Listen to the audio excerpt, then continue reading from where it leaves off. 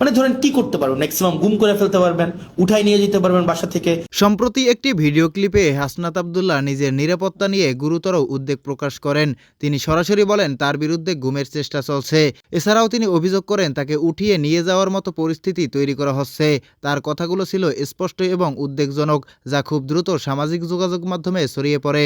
অনেকেই এই video share করে নিজেদের মতামত দিতে শুরু করেন। এই বক্তব্যে সবচেয়ে বেশি আলোচনার বিষয় হয়ে দাঁড়িয়েছে তিনি কার দিকে ইঙ্গিত করছেন।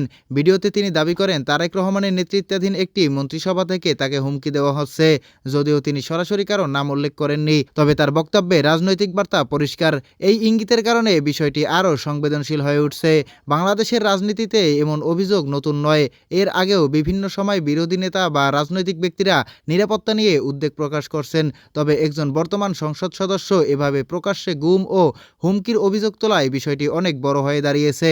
এখন প্রশ্ন উঠছে, এটা কি সত্যিই কোনো বাস্তব হুমকি নাকি রাজনৈতিক চাপ তৈরি করার একটি কৌশল? এই ঘটনার পর জনমনে মিশ্র প্রতিক্রিয়া দেখা যাচ্ছে। কেউ বলছে এটা খুব গুরুতর বিষয়, তদন্ত হওয়া উচিত, আবার কেউ মনে করছেন এটা রাজনৈতিক বক্তব্য বা চাপ সৃষ্টির অংশ।